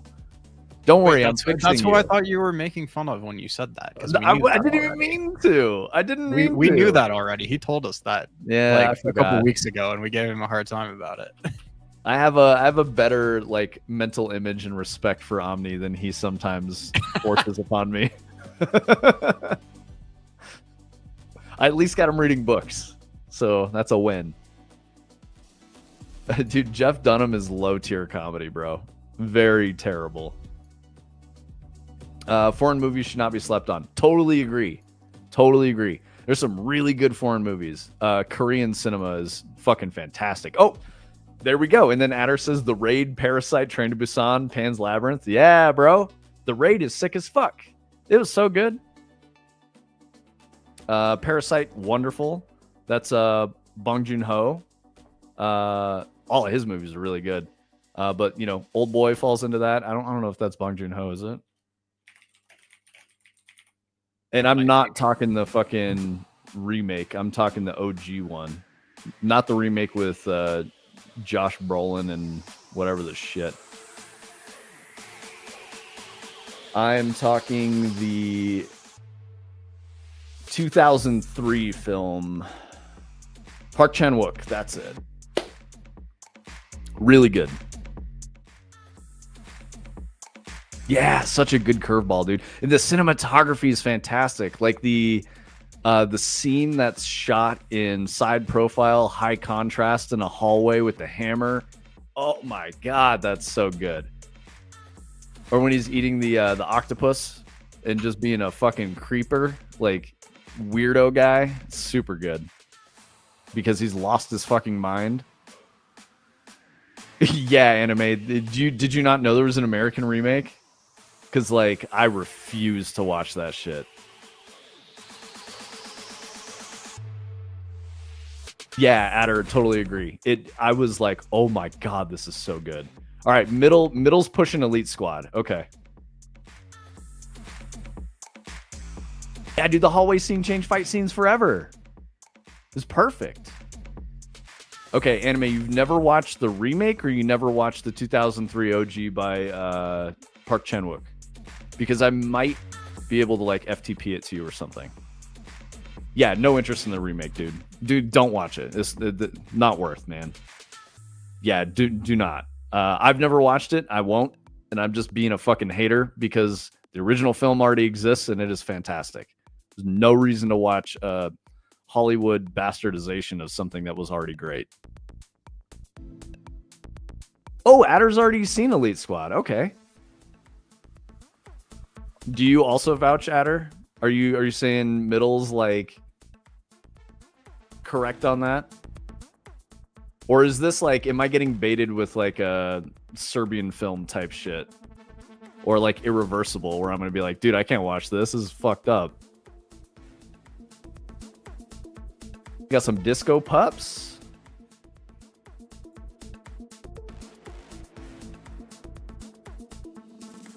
I haven't seen AAA Battery for a while. I might have hurt his feelings by talking about his grammar with his multiple double negatives he used in chat. I hope I didn't. Sorry, bro. Yeah, I can't watch shit like that anime. I think I've told you about my buddy who's also you two have very similar tastes in cinema. Like you guys are real like film heads for sure. And you guys have all seen like all that same, you know, you guys have a lot of crossover in your tastes in cinema and music and shit. But he was like, dude, you should watch Irreversible. And I got to like the fire extinguisher scene and I was like, fuck no. I literally turned it off. I couldn't watch anymore. It was too crazy. Yeah, you know exactly what I'm talking about. And you're going to be like, bro, that wasn't even that bad. It didn't bother me. And I'm going to be like, I had fucking nightmares. I had to turn it off. I literally did. I went, Jesus Christ. I was like, what am I doing to myself? And I fucking turned it off. Probably went and chain smoked a bunch of cigarettes and then put on like, I don't know, Jim Henson's Storyteller or some shit like that to give myself cozy vibes. I mean, I'm not against that bright side, but the narrative device of the tunnel scene made me go like, okay, I just watched Old Boy. You know, I can understand this isn't real. It's like a thing for driving the vengeance. Like this is the point. Fuck, that was really hard to get through. And then it just got worse and worse and worse. And I was like, I can't do this. I was like, what am I doing to myself? Like, I'm just putting darkness in my fucking brain, you know? Like that's where I had to stop. Yeah, the tunnel part was really rough, dude. I know, like, and I asked my buddy about it. I was like, dude, does it get like, is the fire extinguisher the peak moment? He goes, no, it gets far worse. And I was like, all right, I can't watch this then. I'm sorry, man. Children of the Corn when you were a kid changed you forever. Yeah. Middle, for what it's worth, for the longest time, I couldn't watch anything with gore or like anything remotely scary because, all right, I'm going to share some trauma with you guys. Living with my dad, military man, he thought it would be really funny to, you know, when we were like watching TV at night, he'd put on like Nightmare on Elm Street. And I'd be like, I don't want to watch this. And I'd be like dripping in sweat just from fear, like terrified. And I'd have to like, you know, I would just be sitting there like with a blanket on my head, like watching this horrible movie. And he'd be like, all right, I'm going to, you know, I'll be right back. I'm going to get a drink. And he's like, don't be too scared. And he would like get up and go to the kitchen and not come back and hide in the house, fully dark. And I'd like go to look for him and he'd like come popping out at me and scare the living shit out of me. So massive amounts of terrible trauma from that. He did it more than once. He thought it was funny as fuck. It actually really messed me up. And when I saying that happened, I was like 8 years old, like 7-8 years old. I was way too young for that kind of shit. So if I was a teenager, I probably would have thought it was funny and it would have been okay. But I was way too young. No, I'm not going to watch Midsummer. The only reason I'm not going to watch it at her is because a lot of people have told me that it's like, they know me and my, you know, personality and my history with horror films and shit like that. So they're like, nah, dude, you shouldn't watch that. They're like, that's going to be too much for you. But I have to say, my curiosity is almost to that point. Like, I keep wanting to watch The Witch. Like, I really do. Or is it just Witch? The one that's the double V or whatever? Because I really like that aesthetic. And I realized, so last night I watched Tim Burton's Sleepy Hollow with my wife. She'd never seen it before. And it's a film that I loved. And I don't remember it being gory at all. It is incredibly gory. There's like people getting their heads chopped off and impaled and all kinds of crazy bloody shit. And it didn't bother me at all. So I might be okay for Midsummer now, but I don't know. Like, Sleepy Hollow is legit one of my favorite movies. I don't know why. It just doesn't bother me. Omni says, I still can't watch Nightmare on Elm Street. That was really scary for me. The thought of being trapped in your dreams. Exactly, Omni. Like, that was the worst part, is I was, like, scared, awake, and then I just didn't fucking sleep because I was 8 years old, and my dad had just scared the shit out of me, and then I just couldn't sleep. So I was just, like, super fucked up.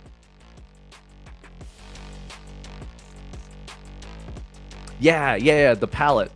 The, like, you know, late 1800s, like, colony, you know, colonial, whatever the fuck you want to call it, Victorian stuff, out in the woods. Like, I'm really into that. That's what I liked about Sleepy Hollow. And I think just that aesthetic, like, appeals to my inner goth, like, just the goth that I am. So, like, Sleepy Hollow is actually kind of cozy to me, which is weird. I wouldn't want to be there in real life, especially in the dark. It would, like, you know, spook me the fuck out, and I'd be like, nah, I'm not. I need, like, all the lights on and shit. I'm not sleeping otherwise. But when I watch it in a film, for some reason, it feels comforting. You know, that, like, dreary, foggy grayscale, you know, the high contrast splashes of color that occur at very poignant moments in the film. Like, I don't know. It just, it hits a different spot in my brain. It doesn't scare me at all. I did an art test for Diablo 4. The prompt was The Witch, so I had to burn the color palette into my brain. Yeah, dude. Interesting. Also weird that they said that, because, like, I would knock those vibes from Diablo 4. It's a very bright game. There's a lot of, like, I would say Path of Exile is more The Witch than Diablo 4 is. But maybe I'm crazy on that. I think Diablo 4 is kind of like, it almost felt like a cartoon to me. Yo, what's up, Gil? Welcome. We're talking about cinema. We're talking about film and art. While Tony is creating a transition into the liminal spaces for Dread.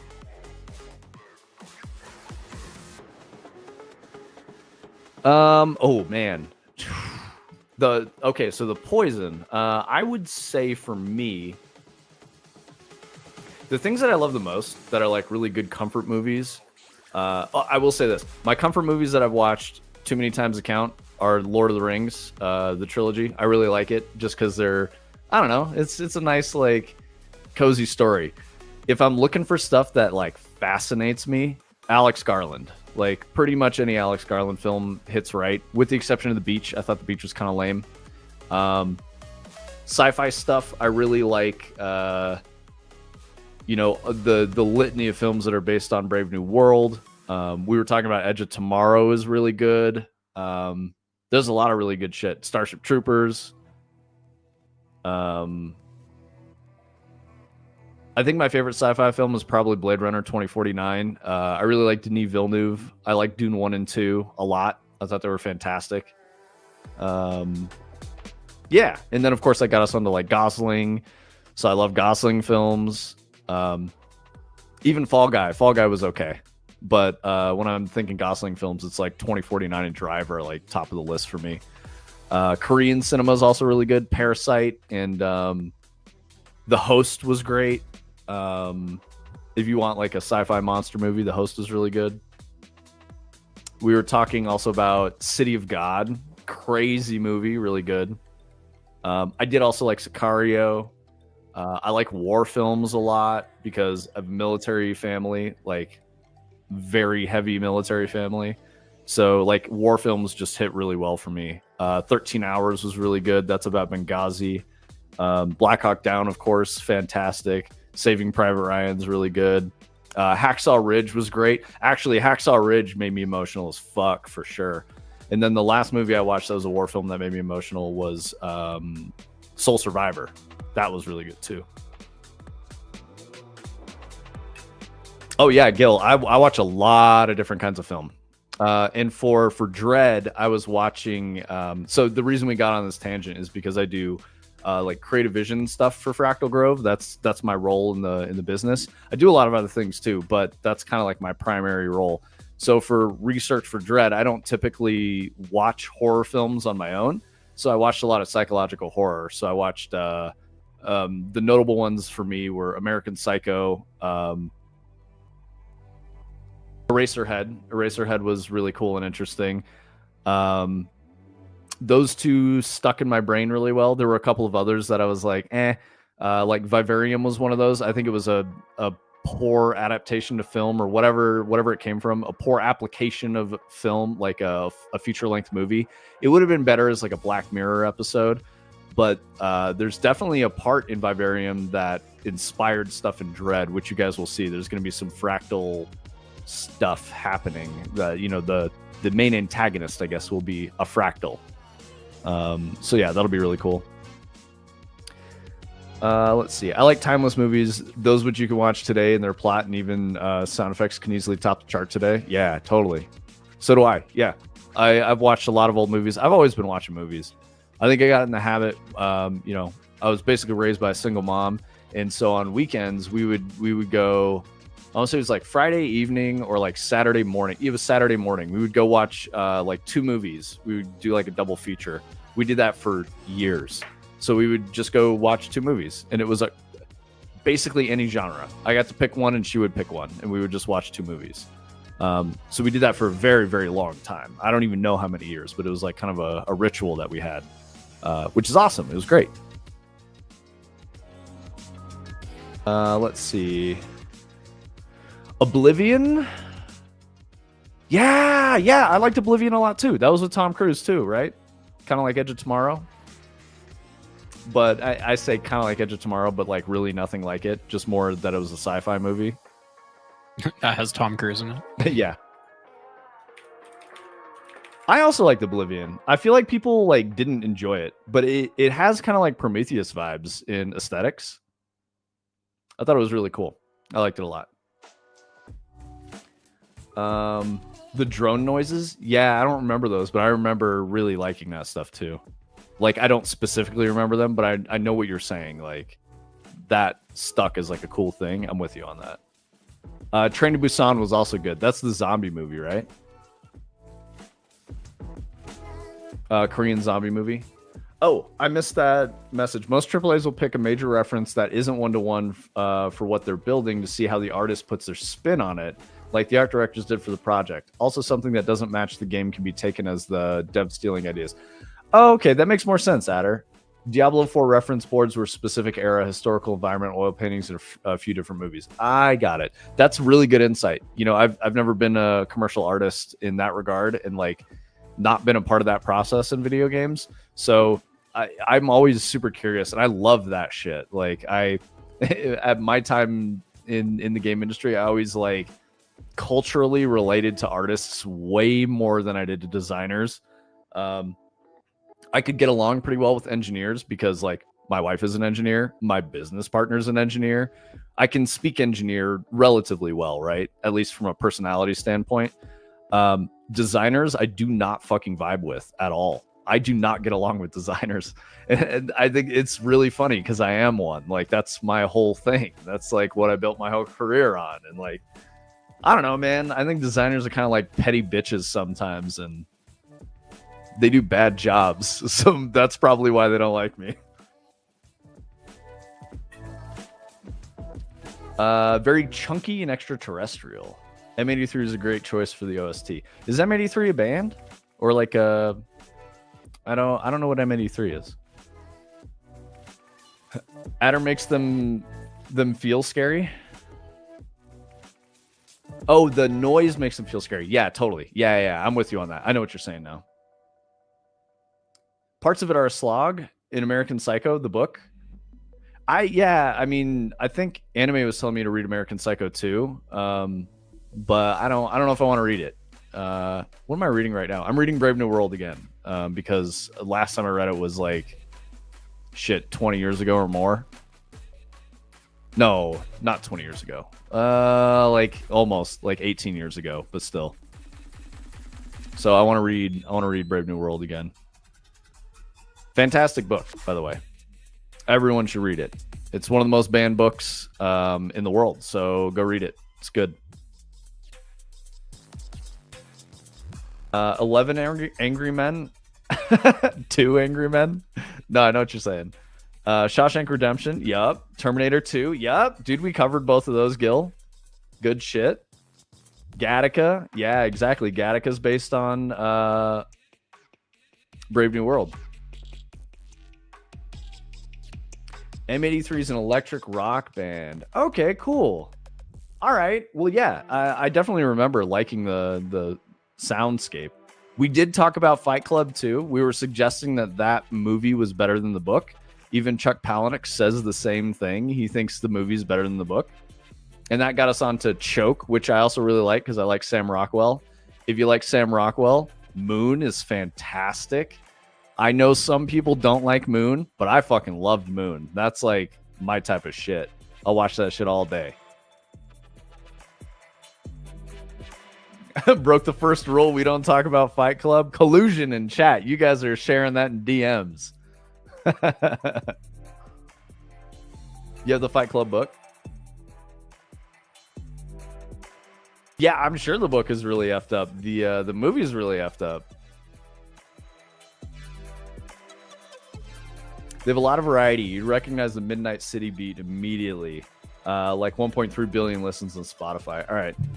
I'm gonna do it real quick. It's called Midnight City, which reminds me, I think music is another part of that equation that you were talking about, Adder, in consuming art as a creative and making video games. You should listen to many different kinds of music too. I do. I have a very eclectic taste. It's more about a vibe. I tend to like aggressive music that's pretty heavy. That doesn't mean it has to be fast. It could be slow but aggressive. You know, like really heady moods in my music. So like pop is basically universally a miss for me. But that means that I can enjoy some country. So like country western hits right if you're talking like Johnny Cash, some like really sad shit. But like fucking Patsy Cline, I don't know if I can do that. It's too like, I don't know, milk toast, I guess. Midnight City. M83. All right, let's see what we got here. You're gonna know it. Oh yeah. All right, I got it. Yeah. I never knew that's what the song was called. All right, that's sick. Yeah, that's good. Immediately. Yeah, exactly, dude. It wasn't a Victoria's Secret commercial, so I feel like everybody knows it from that. Oh my god.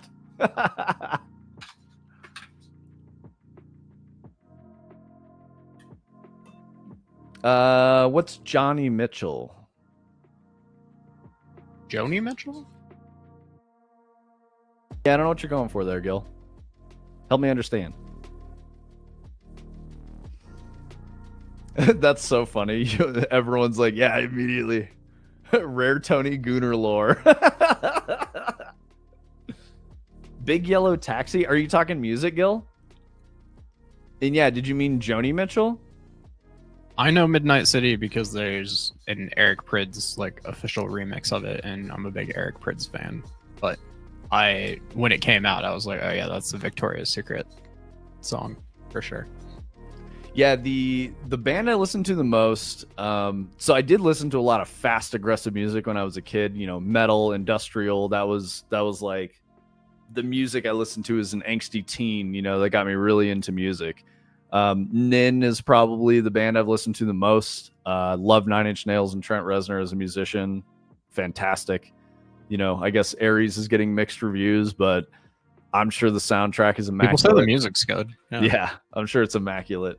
Atticus Ross and Trent are going to murder that soundtrack for sure. Anime says, I've listened to M83 a lot, but I've never seen a Victoria's Secret commercial with them. Lol. I mean, it was definitely like, I don't know, the early 2010s probably. Like, it's not a recent commercial, that's for sure. Turning Cock says, one of the best game OSTs that really vibed with me was Primal. The band 16 Volt did the whole soundtrack. What's the game Primal? Oh, dude, I do not remember this at all. PlayStation 2. Immediately what I thought of was the Gendy Tartakovsky animated series Primal, which is incredible. There's no dialogue in it, and it's fucking fantastic. I don't know what you guys think about Gendy Tartakovsky, but Gendy is a special artist, and he needs more attention. Like, for real. It makes me so fucking sad when he makes a show and gets a run of like 2 seasons, and that's it. And then he has to wait years to get more work. It makes me so frustrated. Yes, dude, the Star Wars animated show was incredible. The Clone Wars micro series, best Star Wars shit I've ever seen. Like, no joke. Really good. Cheeky gargoyle sidekick. I mean, I feel like that's speaking your language, Turning Cog. You know, as I've gotten to know you through Twitch chat over the last couple years, yeah, bro. I'm not even surprised you're down for a cheeky gargoyle sidekick. Yeah, exactly. Peak Clone Wars, dude. It was so good. I think people just don't understand his animation style because the characters can look a little weird, but his animation principles are unfucking touchable. Like, he's so good at the stuff he does. And if you look at the main character for Primal, the I think his name is Spear. There's like Spear and Claw. Primal show. Spear and Fang. Those are their names. Spear is the caveman and Fang is like a T-Rex. But you don't know that. It's just in like the casting for like sound effects and shit like that. You know they're called Spear and Fang. But there's also an episode where they're called Spear and Fang. Dude, Tony, what is this? This is sick. Yeah, dude. Just, yeah, dude. I love it, man. It's one of those things we talked about 3 weeks ago that I'm going to try to do now. So, can you do me a favor and poke around at some gold and see what gold feels like? Oh, that's a good idea.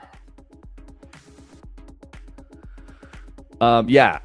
Anime, have you watched Primal? I have that shit saved on my like streaming service playlist, and I watch it every now and then. I made Sparkalooser watch it too. Not her vibes normally, but she was very into it. She was like, this is actually pretty fucking cool. Yeah, dude, it's so good, man. He did a show on Cartoon Network called Symbionic Titan, and I really liked that show a lot. It was phenomenal. The storytelling was so good.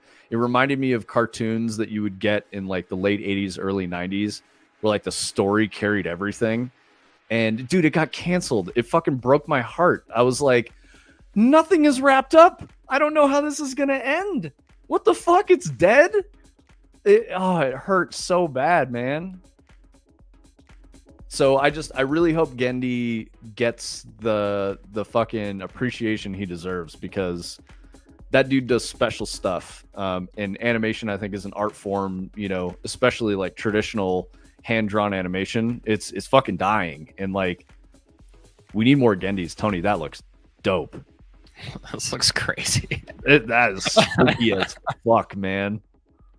Do you remember when we went to the haunted house last year and they had the room that was like the fog and it was all the lasers that were like at waist level, so you couldn't see the people hiding under it and stuff? It definitely had that type of shit going on. It's really cool. Oh, this is gonna be amazing. Okay, now I want to try to put it at waist level. Let's see. Guys, dread is coming together. Ah! You guys ready to get scared? You ready to get some jump scares with some spooky lights and shit? It's gonna happen. Turning Cog, Prometheus, and Bob. What is are you still talking about the Primal game? So Prometheus and Bob is from All That on Nickelodeon. It was like one of their little like short things where it's like the alien and the caveman. Yeah, is that right, Turning Cog? There will be some jump scares anime, but I'm not going to lean on those. It's mostly going to be unnerving psychological horror and ambient soundscape, playing with the concept of like loneliness, but there's something with you, and you don't know if it's chasing you or if you are chasing it. That kind of a thing. It was Claymation Duo, and yes, Tony is correct. Yeah, you called it, bro. I remember Prometheus and Bob. I haven't heard that in a really long time. Middle says, I was very happy to discover Greta Van Fleet a while ago. If you like Led Zeppelin. They do definitely sound like Led Zeppelin for sure. Take it easy, Gil. Yeah, thanks for coming through and hanging out. Thank you for the lurk as well. Led Zeppelin can hit right for me, but I have to be in the right mood. You know, when I was talking about like really heady, like, you know, emotional music. So I'll give you guys this. My gym playlist today was $3 Bill Y'all by Limp Bizkit. That's what I listened to that whole album today at the gym. It's very different from the other albums that made Limp Bizkit popular. Very different. It's like pure rage rap metal stuff. It was really good. I like it a lot. I think the only track off of that album that got radio play was Tony, you might need some Above too. Yeah. I don't know. Or you could do something else like, with the sky, you know? Yeah, no, I mean, I think if anything, it's probably going to have to like move and, you know, adjust and stuff like, over time. So like, because like I have like other modes I can do where like if I do, I don't know, let's try like this one. Let's see what happens. Cool. Anime, we got a sound effect in. That is a jump scare, and it's just a dog barking. And so as we were like, shit. Oh, okay.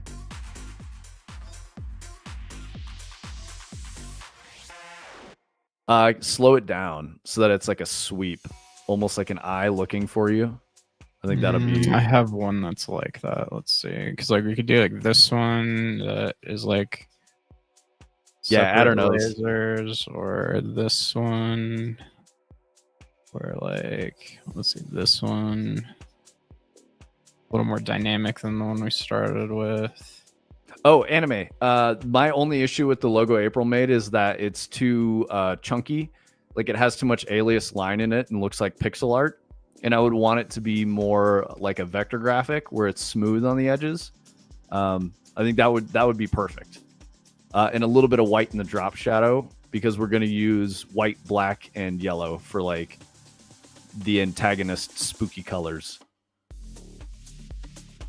Since you already have the X sweep, pivot up and down on Y would be evil Terminator vibes, says Adder. You can also use local fog volume to add some subtle fog to add a little bit of ambient depth. Yeah, I like. Ooh, dude, purple looks so good. It's not scary, but I like purple. This kind of like rainbow gradient thing actually looks really fucking cool. Yeah, that's cool as fuck, man. Yeah, what if I go like, let's see, you go to the ground, but then angle up a little bit. Where's that? Turning Cog, weren't you here when Tony made a Rave in the Woods? I think he did that. Did you do that last year? We've messed with the concept before, for sure. Yeah. Yeah, he either did it a year ago or 2 years ago. I can't remember if 2 years ago was Chat Zombies or if that was last year. Chat Zombies was last year, for sure. Okay, so then Rave in the Woods was 2 years ago, for sure. Okay, it doesn't look as good like that. Adder, that's actually one of the projects we want to make. I don't know if you've been around long enough, but one of our projects is called Miracle Maker, and we want to do a VR concert venue music production assistant. So it would have like a plug-in to a DAW like Ableton. And so in VR, you can load all your track shit and then play Red Rocks in VR with visualizations that would match your stuff that you have at the actual show when you're doing your performance. So yeah, and just a bunch of like Unreal integrations for like, we're going to use it for streaming, but like I think that counts as performance too. So just like a lot of stuff like that. It was actually one of the things we might have worked on this month instead of this if we didn't do this. But yep, when we wrap Dread up, I'm probably gonna spend some time working on that before we go back to Hyperscape. So we'll definitely be getting into that a little bit. The biggest challenge with making Miracle Maker is we need funding, because we need to go like 3D scan concert venues and shit like that. We need to get some licensing and stuff. So we need a deal with someone who believes in that project to make that really go. It's going to be too hard to do that as like a small team, financially. It's a big risk. There's already DMX interface shit in the engine. Yeah. Tony's poked at it a bunch, so he's definitely taking a look at it. If you guys remember like the Drum Sheds, like PCG simulator thing, like that's all DMX lighting. I started building a system that like BPM syncs everything together, and then I had like the waveform thing, so I was starting to do like some audio analysis stuff. So a lot of the pieces are already done. I just need to like spend some time putting it all together, and then I want to like kind of connect it with the coin pusher. That's my ultimate goal, but that's after Dread. Yeah. We'll get back to the regularly scheduled programming, when Dread is finished. Making a super high fidelity environment with proper volume metrics and lighting effects would be crazy heavy to render a frame rate for VR, but would be a cool project. Yeah, it's gonna have to be stylized. The way I've always seen it in my head is kind of like Walkabout Mini Golf VR, where it's like using a lot of very simple geo, but you get the sense that you're actually at the venue, So I wouldn't necessarily make it photorealistic, and I think the more important part is simulating like the production side of like exactly being able to like have all of the lights simulated and the whatever other like peripherals and stuff that are going to connect to the external systems, and like be able to actually integrate those systems like the DMX controllers and stuff into it, more so than like the venue simulation. I think the venue simulation, if anything, might end up being more of like at least visually, like kind of like an add-on, like I don't know, drop a HDRI in there or something, Adder, I think the market is to performance artists, recording artists, like I guess not recording artists, but performance artists. So it's definitely a niche market, but if you know someone who has money that wants to build a project like this, we can build the project. We have to be connected with someone with money to do those like Quixel scan data, or like that. For example, like the Pretty Lights band, every member of the band has a Connect on their like station that's pointing at them, and all of those are being fed into a system where while they're performing live, they have probably a pre-made 3D render of like the stage, but then each of those clouds from those connects are being like collated together, and they basically just have like a live 3D model that they can kind of like fly around in while the concert is happening. And I think there's just like a lot of interesting, I guess, kind of like follow-on applications for what we're going to try to do that I think could be used for stuff like that. But and kind of experimental at this point for sure. I mean, dude, if you know someone at Epic who knows about that, put me on, and I will. I'll chat with them, and we'll get the conversation rolling. But if they're already building their own thing, hey, they beat us to the idea. That's the way it goes. That's competition in the marketplace. But I do think for that product to be successful, one, it's not going to be cheap. Two, it's probably going to be for like people who do production for live performance. In addition to the artists themselves, they'd probably work in tandem using this product. And that's going to require a lot of networking, like social networking connections with the artists themselves, the publishers, the record labels, the venues. Like all of those contacts have to be in line with the people who have the money and the desire to use this as a tool to improve their live performance stuff. So it's complicated, but that's why I was saying, it's going to take money to really make that project go. More interested in the tech for live performance to virtual production runtime conversion. Yeah. I do think there's a way that this could be used for that as well. But yeah, Venue Digital Twins would have been great as an old production dude. Yeah, exactly, Turning Cog. So you would have been one of the people who would have wanted this for sure. Or like if there's a system, now these days where you could like, do like a Gaussian splat of your venue and like load it in, and you'd be off to the races. Like the technology is catching up with a lot of stuff like that. Yes, sir. I think they see it as a wide-reaching way to virtualize IRL events like conventions, TED Talks outside of just concerts. Yeah, totally. and it could be used for that for sure. But I think that there's real value in being a performance artist and not having to solely rely on tech rehearsal to make sure your shit is all going well. That's very expensive, and I would imagine that Miracle Maker would be a cheaper version of that, because you don't have to pay all of the staff to get that whole fucking thing going, you know, just for tech rehearsal.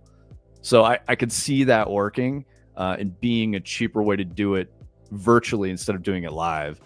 I do think that, you know, like tech rehearsal could be a couple of days or one day, depending on how much the artist can afford to pay for like that specific thing. But if you could do it with Miracle Maker, you could potentially save a lot of money and make a better performance overall. So that's just my line of thinking for all of it. Will the ship fit as we hoped, or will it have to assemble the sets differently for said space? Exactly, Turning Cog. Exactly. I agree. I'd spend big money to be able to enjoy high-end virtual productions of shows and performers that don't come to the US often. Yeah, I think audience members are also a market, but we would have to probably develop a side, a supporting product, or like a, you know, a toned down version of Miracle Maker that's like purely for the audience. But you got to start with the Miracle Maker product first, in my mind, because then like that tech's already built out, and you've got the other piece that you can sell as like a smaller piece to an audience member.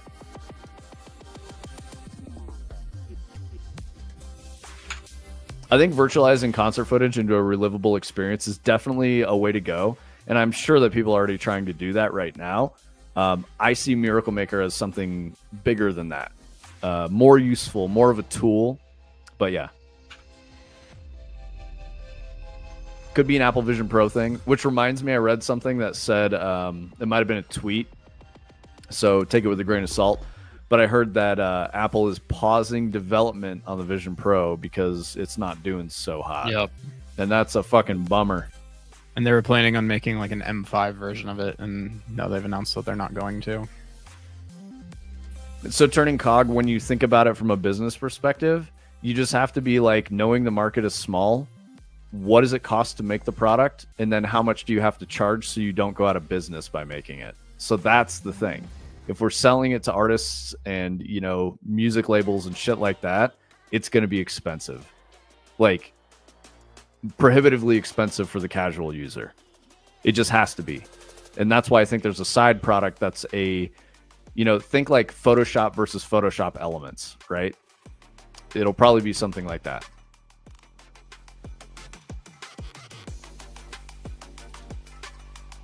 Yeah, exactly. Turning Cog says saves half a day moving heavy stuff. Yep, that's exactly it. That's the whole point. And I imagine on the production crew, there'd probably be like, you know, the head of the production crew that uses this, whoever's planning the whole thing out, and then like shows people, this is what we're doing. Here's the plan. You can, you know, everyone will have to watch the whole set. Maybe you could do a render of the performance that you could give in the smaller version, and then, you know, have your crew look at it and like understand where everything needs to go. So yeah, it's a very tricky thing, but that's why I was saying, you know, the money has to be there first. It's not something we can just grassroots build. It just won't happen. Too risky for the business.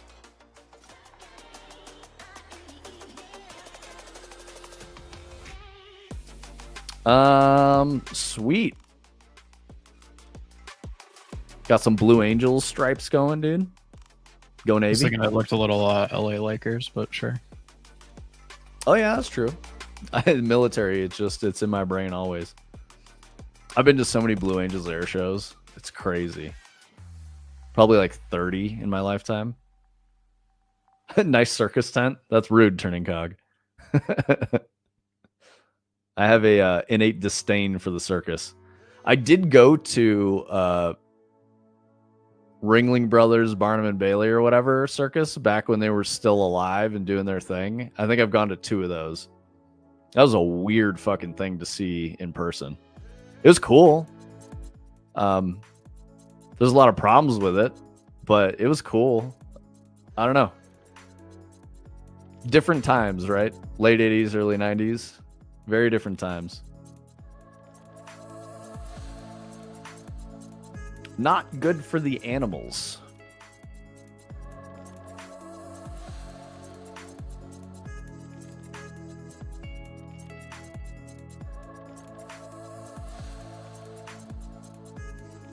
Sweet. Are you doing something else and then we wrap up, Tony? Yeah, I'm just give me like 5 minutes and I'll be done. Okay, cool. Oh, I'm sorry, Brett. Side of Mr. Message. Yeah, Tony does know them angles, dude. Tony's all about them angles. I'm just gonna say it again, Brightside. Check the DMs. Check the DMs. Use that sample, the Dinosaurs opening sound, man. It'd be amazing. I would love it. But also you don't have to. It's totally okay. As I pressure you to do it. I was gonna say he's only asked you to look like 10 times. He doesn't care though. It's not a big deal at all. I don't care, dude. You don't have to use it if you don't want to, but you should use it.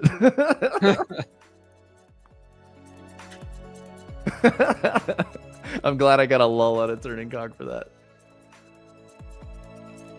All right, yeah. Let's get her shut down here. Hell yeah, guys. Thank you everyone for hanging out. I'm glad you guys get to see more of what's going on with Dread. I hope you enjoy it. Yeah, I hope everyone has a good weekend. I hope you're all safe and you have enough fun, but not too much fun. Yeah, and of course, check out the Brightside Beat Off if you're not doing anything later tonight on his channel.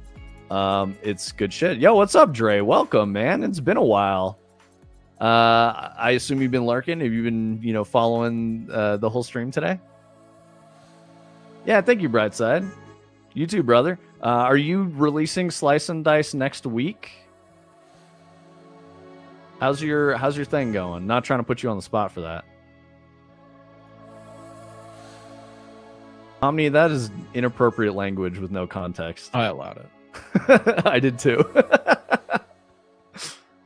It's funny, we were talking about putting that file in the Dread project, and I was like, somebody's gonna fucking data mine us, and they're gonna be like, yeah. there's a sound file in here called Beat Off 19. Next Wednesday, dude. Very exciting, man. I hope you have a smooth launch. Thank you for the good lookout on the Steam page authorization or whatever, the checklist. Thank you for that. But yeah, we love you guys. Thank you so much for the support. Oh, real quick, while I'm thinking about it, since it's a relevant topic, I was just reading this morning that the Choo Choo Charles devs' new game Cuff Bust came out, I think yesterday, and did not do well. And oh no, like everybody is review bombing it basically because I guess it has like 10 minutes of actual content in it, and then it has like level editor, so he's like trying to rely on like user generated content, I guess, but like didn't have any made before he launched the game, and also launched it with like DLC and merch, but like oh no, dude. So I've seen a lot of people talking about it today, and it doesn't sound too good. And I guess he did some interviews that made people feel like he was just kind of like trying to cash in on the Choo Choo Charles hype, I guess. Not really that. I wish him luck, but that's not looking good. Yeah, it's too bad. Yeah, he's always been kind of a bigger inspiration for us from back in the day, and I don't know. Yeah, you're fucking kidding? Controller support DLC? No, dude. Did you really do that? I gotta go look now. Hold on. Let's see. Oh no, dude. I mean, honestly speaking, you're just shit posting. I mean, I think the deluxe edition is cosmetics, and drones. Honestly, like he failed to capitalize on the moment with Choo Choo Charles. Spider Train, survival crafting horror game was a good idea. It was very unique. But there's a lot of people even talking about how like that game was successful because of the Spider Train, which he did not create. It was from like, he even talks about it in the video. It's just like an image from like Tumblr or something that he was inspired by. And he made a good devlog, and he's really good at marketing and social media and stuff. So, he was able to make it work, but I don't know. Damn. It's an interesting one. People are really upset about how little content is in his game, though. And he cut the price in half like 2 hours after he released it. Like, not put it on sale, like set the permanent price to be half of what it was when it had launched like 2 hours before that. So I don't know. Not looking too good. But those even, he probably still did good. Like, those are the perils of solo indie dev with not a whole lot of experience. He's gonna make some misses. He got relatively lucky on Choo Choo Charles, but I remember when it came out, people were not happy with the amount of content in that, and he should have used that as like, I feel like his marketing got ahead of his product, and that might be where he's stuck. So I hope he figures it out, and I hope he gets right, and I hope he keeps doing what he's doing, because he's doing some things right. He just needs to fix a few things, and he'll be okay. So that's too bad. Yeah, I mean, for what it is, it looks fairly well made. There's just apparently 10 minutes of fairly well made content, and that's it. So I didn't think the idea of Cuff Bust was nearly as compelling as Spider Train, honestly. Somebody said he's like trying to do friend slop, but not doing a lot of the things that you need to do to make friend slop work right. Yeah, he needs someone to help. He can't. I think he's or a brain trust. He needs people to check his ideas, because I think he's solo devin. Maybe it's gone to his head a bit. So who knows? But yeah, I hope he can fix it, and I hope he's still doing it and tries again. All right, boys. Yeah, me too. And he started like a YouTube channel separate from like his game dev stuff. That's all about game design and like Unreal tutorials and stuff like that. And I think all that stuff's pretty cool. So I don't know. I have no ill will towards him at all. It's been unfortunate to see that this is how it's going for him. So he's got to reprioritize and plan a little better. Keep an eye on it. All right, well, cheers, everyone. Thank you for coming through. Arc Raiders server slam, definitely. But Dre, I'm on the Battlefield 6, so that's what I'm going to be doing this weekend. Is Arc Raiders this weekend? Yeah, the server test is this weekend. Oh, shit. I want to try it out at least. You definitely should, bro. Yeah, you should probably play it with me. All right, I'll play it with you. All right, everyone. All right, everybody. We'll see you guys on Wednesday. Yeah, we'll catch y'all later. Peace out.